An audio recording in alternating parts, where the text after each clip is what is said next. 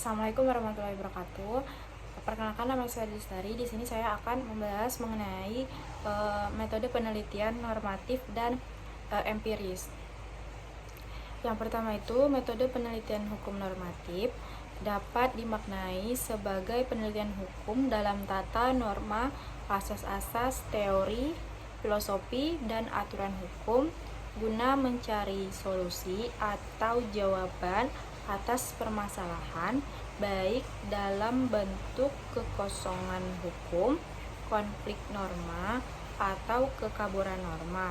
Dengan demikian, metode penelitian hukum normatif memiliki karakteristik sebagai penelitian kepustakaan atau literatur riset yang berbeda dengan metode penelitian empiris yang berkarakteristik penelitian lapangan. Penelitian hukum normatif pada sejarahnya yang mengawali penelitian hukum dan tetap konsisten mempertahankan statusnya sebagai arah dan tujuan penelitian hukum. Bahkan beberapa ahli hukum juga berpandangan bahwa di luar normatif atau doktrinal ini bukan penelitian hukum. Hal ini sebagaimana dengan pendapat dari Philippus M. Hadjon yang menyatakan bahwa dari sudut ini ilmu hukum itu memiliki dua sisi. Pada satu sisi ilmu hukum dengan karakteristik aslinya sebagai ilmu normatif, dan pada sisi lain ilmu hukum memiliki segi-segi empiris. Sisi empiris tersebut yang menjadi kajian ilmu hukum empiris seperti sociological jurisprudence dan sociolegal jurisprudence. Dengan demikian, dari sudut pandang ini, ilmu hukum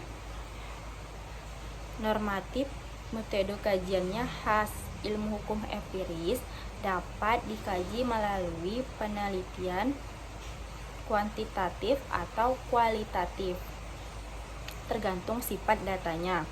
Selanjutnya, banyak ahli juga berpendapat bahwa di dalam penelitian hukum normatif tidak dikenal istilah data, melainkan digunakan istilah bahan hukum. Metode kajian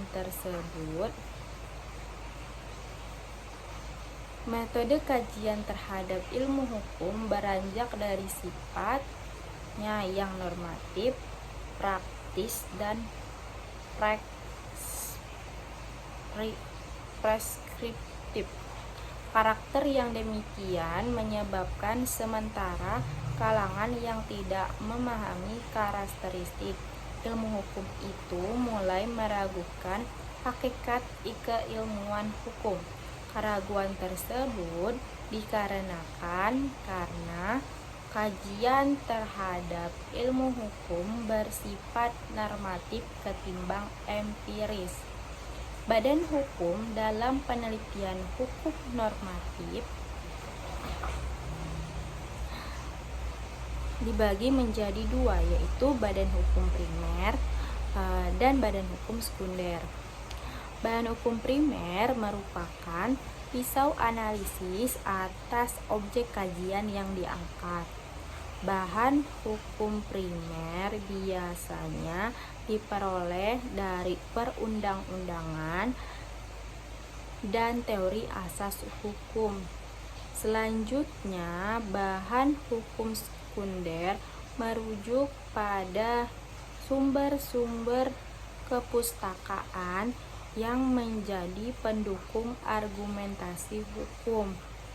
Bahan hukum sekunder digunakan pula sebagai referensi dan dicantumkan dalam daftar pustaka, seperti halnya buku-buku, artikel pada jurnal ilmiah, artikel pada prosiding ilmiah, laporan hasil penelitian, hasil penelitian tesis, dan disertai yang dijadikan rujukan serta beberapa sumber literatur lain yang dapat digunakan untuk memperkaya dan memperdalam analisis penelitian.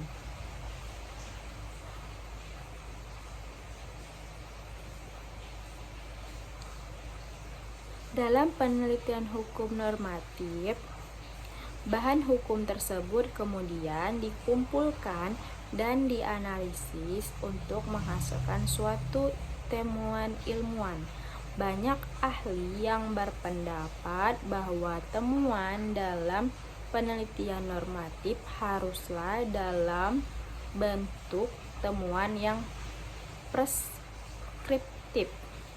Hal ini dilakukan dengan memberikan justifikasi salah satu benar terhadap suatu ketentuan atau peristiwa hukum berdasarkan doktrin, teori, dan sistem hukum yang berkaitan dengan permasalahan yang diteliti. Selain itu, analisis ini juga mengarah atau menetapkan norma dan kaidah hukum yang seharusnya atau seyogyanya diterapkan untuk menjawab permasalahan yang dikaji. Menurut Peter Mahmud Marzuki, menjelaskan penelitian hukum normatif itu disebut sebagai penelitian hukum sebagai suatu proses untuk menemukan suatu aturan hukum, prinsip-prinsip hukum, maupun doktrin-doktrin hukum untuk menjawab permasalahan hukum yang dihadapi. Penelitian hukum normatif dilakukan untuk menghasilkan argumentasi, teori, atau konsep baru sebagai perspektif dalam menyelesaikan masalah yang dihadapi.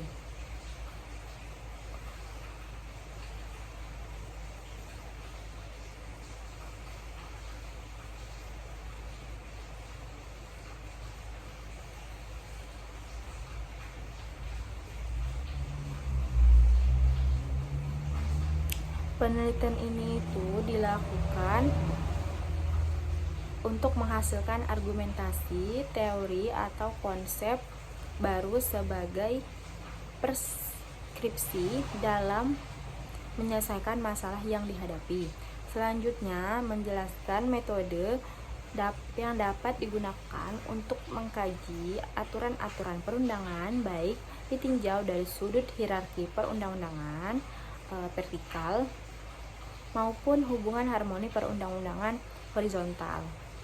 Hal ini sejalan dengan pandangan Suerjono, Solkanto, dan Sri Mamuji yang memandang penelitian hukum normatif sebagai pendapat penelitian yang dilakukan dengan beberapa cara. Yang pertama itu ada penelitian terhadap asas-asas hukum, yaitu penelitian terhadap unsur-unsur hukum, baik unsur ideal, norma atau solen yang menghasilkan kaidah-kaidah hukum melalui filsafat hukum, dan unsur real yang menghasilkan tata hukum tertentu atau tertulis.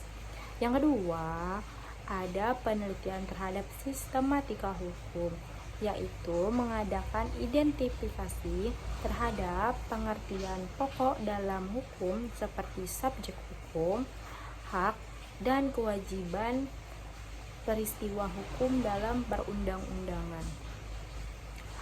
Yang ketiga, ada penelitian terhadap taraf sinkronisasi vertikal dan horizontal, yaitu meneliti keserasian hukum positif agar tidak bertentangan berdasarkan hierarki perundang-undangan.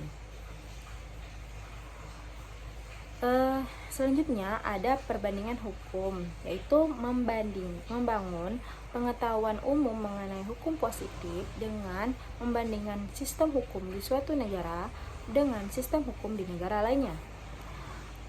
Yang terakhir ada sejarah hukum, yaitu meneliti perkembangan hukum positif atau peraturan perundang-undangan dalam kurun waktu tertentu, misalnya hukum tanah, perkawinan, perpajakan, perusahaan, dan sebagainya.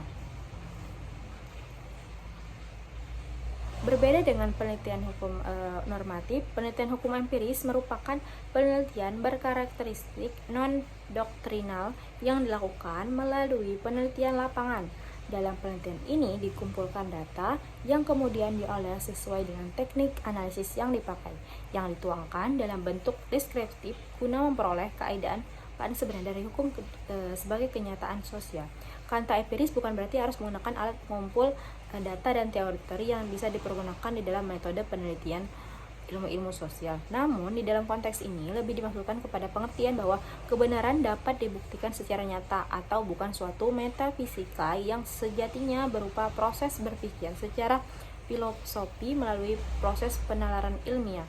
Maka sejatinya penelitian hukum empiris dimaksudkan untuk mengajak para penelitinya tidak hanya memikirkan masalah-masalah hukum yang bersifat normatif, law in book, melainkan juga melakukan kajian terhadap hukum di masyarakat senyatanya, law in action.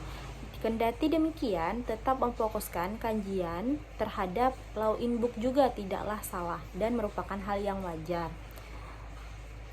Mengingat sejatinya sifat norma hukum yang ought to be. Selanjutnya, dalam penelitian empiris, cara pandang law in book bergeser menuju perubahan ke arah penyadaran bahwa hukum faktanya dari perspektif ilmu sosial ternyata lebih dari sekedar norma-norma hukum dan teknik pengoperasian saja, melainkan juga sebuah gejala sosial dan berkaitan dengan perilaku manusia di tengah-tengah kehidupan bermasyarakat yang unik dan memikat untuk diteliti, tidak dari sifatnya yang perspektif melainkan bersifat deskriptif. Selanjutnya, socio-legal research.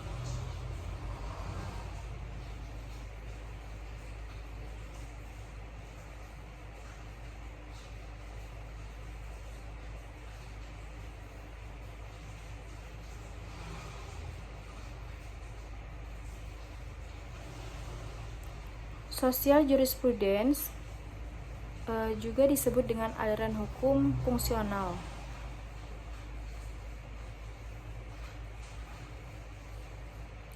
Selanjutnya ada social legal research dalam ilmu hukum.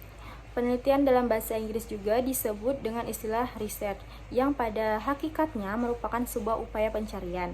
Lewat penelitian riset, orang mencari temuan-temuan baru berupa pengetahuan yang benar yang dapat dipakai untuk menjawab suatu pertanyaan atau memecahkan suatu masalah. Dengan kata lain, penelitian riset merupakan upaya pencarian yang amat bernilai edukatif, yaitu melatih untuk selalu sadar bahwa banyak hal di dunia yang belum diketahui yang dapat mencoba menemukan. Apa yang sudah ditemukan dan diketahui tetap bukan keberadaan yang mutlak, sehingga masih perlu diuji kembali. Untuk mencari dan menemukan tentu ada caranya. Cara itu disebut metode. Metode itu berasal dari kata Yunani, yaitu kata metode, atau dari kata lain methodus, yang berarti upaya untuk mencari pengetahuan atau ilmu, memeriksa secara nasional atau meneliti dan cara melakukan kegiatan penelitian. Sedangkan pembicaraan keilmuan tentang metode disebut metodologi.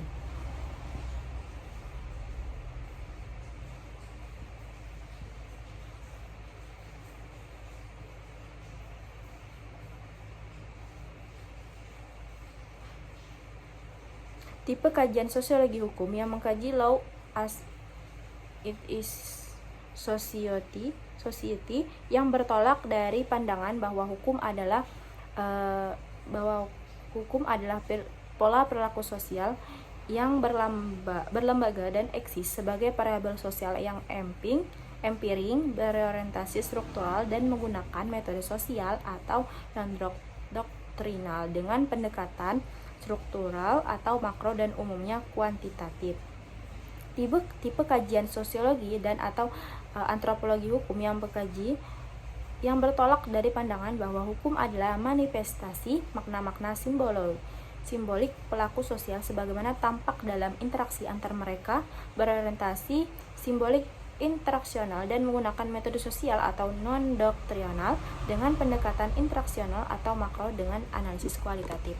Sekian pembahasan dari saya. Apabila ada salah kata, saya mohon maaf. Wabillahi taufiq wal hidayah. Wassalamualaikum warahmatullahi wabarakatuh.